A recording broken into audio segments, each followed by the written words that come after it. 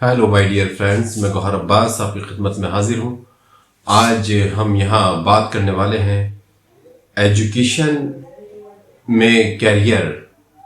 बात करेंगे शिक्षा के क्षेत्र में हमारे पास कितने कैरियर्स हैं।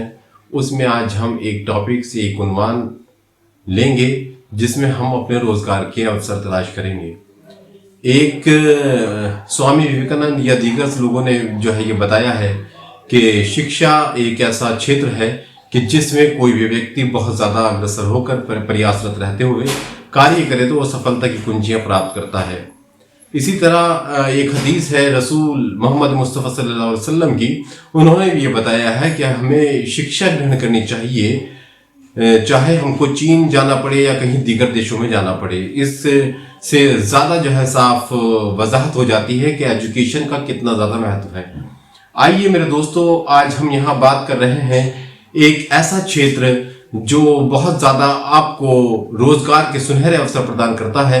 वह है वकालत का एक ऐसा क्षेत्र जहां आपको बहुत ज़्यादा उन्नति और बहुत ज़्यादा प्रसिद्धि मिलती है यदि आप इस पेशे को अपनाते हैं।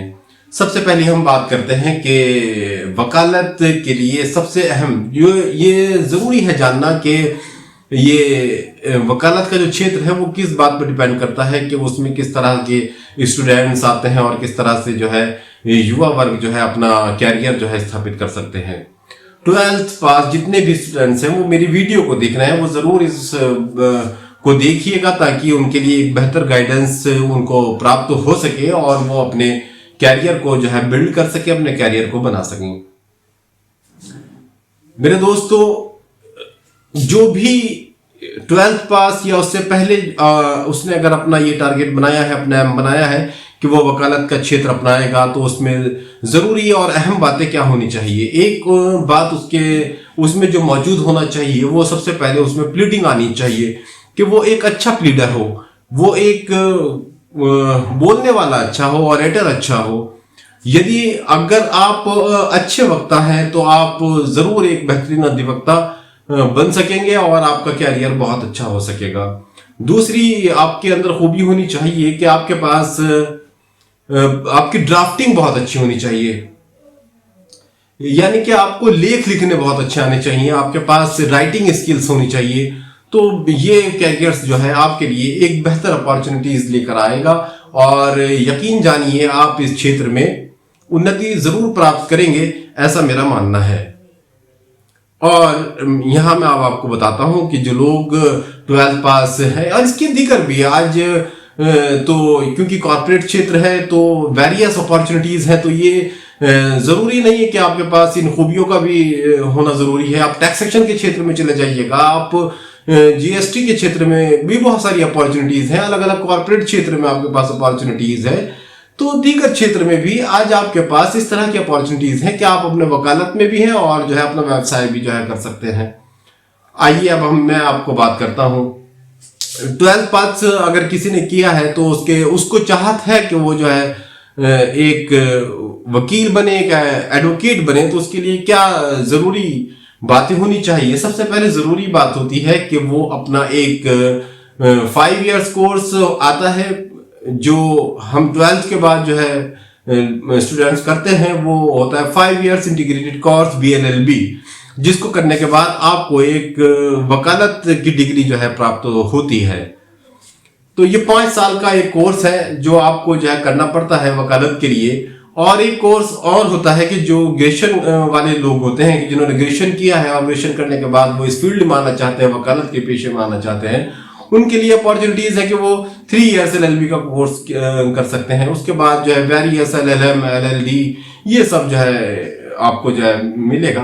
तो जरूरी है कि वकालत करने के लिए, व्यवसाय में आने के लिए आपको LLB पास आउट करनी पड़ती है। इसके लिए आपको 5 years का कोर्स करना पड़ता है या 3 years का कोर्स करना पड़ता है। उसके बाद आपको एक बहुत ही शॉर्ट एग्जाम होता है कि जिसको हम AIB कहते हैं, कि जिन्होंने फौरन ही अपना LLB का सिलेबस भी जो है पढ़ा है तो उनके पास जो है बहुत खासी योग्यता होती ही है, क्योंकि वो अपना LLB का सिलेबस पढ़े होते हैं तो वह AIB का एग्जाम बहुत आसानी के साथ जो है क्लियर कर लेते हैं।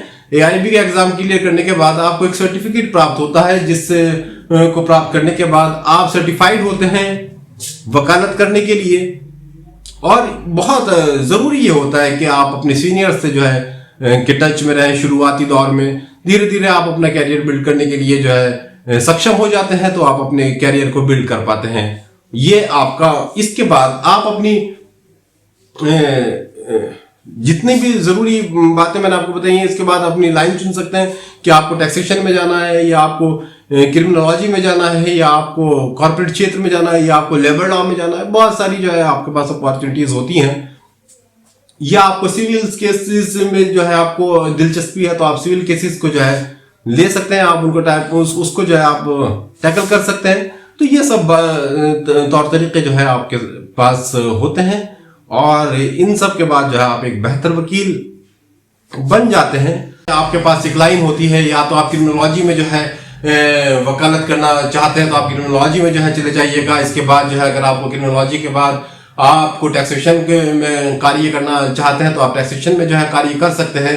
कॉर्पोरेट क्षेत्र में आपके पास बहुत ज़्यादा अपॉर्चुनिटीज होती हैं। आप कॉर्पोरेट क्षेत्र में जो है अपना कैरियर आजमा सकते हैं। वकालत एक ऐसा पेशा है कि जहां आपको एक पक्ष रखने का जो है मौका मिलता है। तो बस इन्हीं बातों के साथ मैं अपनी बात समाप्त करूंगा आपके बेहतर भविष्य के लिए।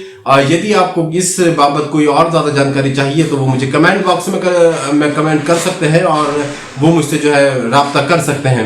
यदि मेरी बात से अगर कोई सहमत है तो भी वो मुझे कमेंट बॉक्स में जो है आगाह कर सकता है। और हौसला अफजाई करने के लिए और सराहना करने के लिए आप ज़रूर मेरे चैनल को सब्सक्राइब और लाइक ज़रूर कीजिएगा। थैंक यू, धन्यवाद, शुक्रिया।